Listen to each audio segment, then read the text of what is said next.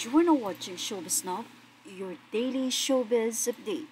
Huling pinagsamahan nga na serye nila Catherine Bernardo at Daniel Padilla ang Too Good to be True na kung hindi tayo nagkakamali ay nag-start ito noong July 2023. Ngayon, so doon nga sa parang last episode ay doon daw nagsimula ang di umano ay tampuhan nila Catherine at Daniel. Napapabalita na June pa lang ay nakikita na sila Daniel at Andrea. Anyway, to make the long story short, itong video na to ay nag-leak matapos nga ang pag-amin ni Catherine na hiwalay na sila ni Daniel Padilla. Mukhang hindi lang kamakailan, kundi ilang buwan na rin. Dahil dito sa video na to ay pinakita kung paano hindi pansinin at lagpasan ni Daniel Padilla si Catherine dahil na rin siguro meron na silang pinagdaraanan. Yan din yung video na kung saan ay tila magsasalita sila sa stage pero umalis si Daniel sa tabi ni Catherine habang si Catherine ay nananatiling casual pa rin at ayaw niyang magpahalata. Samantala nang ma-interview na nga kung ano ba ang ibig sabihin ng commitment or sa relasyon, ano ba ang masasabi, ayon kay Catherine, ayon sa kanya, yung pagiging, yung isang commitment or yung pagiging content sa isang partner na hindi ka na maghahanap ng iba, na tila may pinaguhugutan na nga sa salitang iyon si Catherine. Nang tinanong naman si Daniel, sinabi ni Daniel na masasabi niyang ang loyal sa kanya ay ang kanyang aso. Kung saan doon pa lang ay nahalata na nga ng mga Katniel na may problema na nga sila Catherine at Daniel na nanatili pa ring lihim hanggang dumating na nga ang November 30.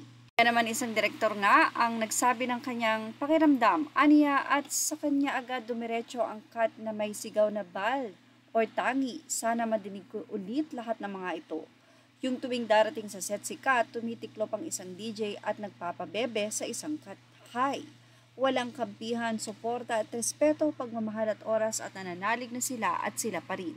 Ang ilan naman para ma-comfort ang mga fans ng Katniel ay nagbigay ng 10% discount sa kanilang cafe at magpapakita lang ng mga proof na sila ay fan ng dalawa.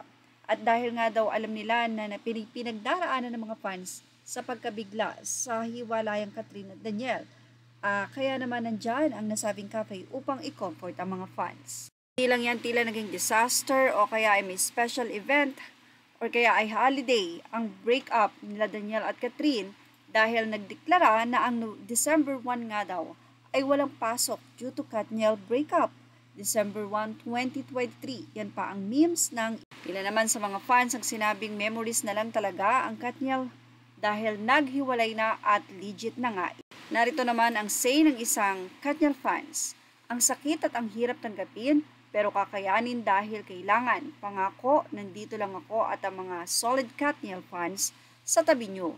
Ipagpapatuloy ko ang pagsuporta sa inyo kahit wala nang kayo.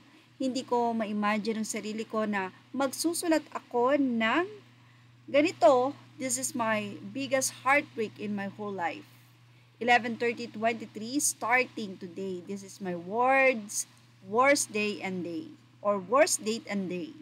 Kat DJ, thank you dahil sa ilang taon na nagdaan, naramdaman ko ang inyong pagmamahal sa aming mga KN fans. Thank you sa mga aral na natutunan ko sa inyo. Thank you for being my inspiration for 5 years that I started admiring you. Maraming salamat. Mahal na mahal ko kayo sa God. At yan ang ating Showbiz Now update. Images are all credit to the rightful owners and thank you for watching Showbiz Now.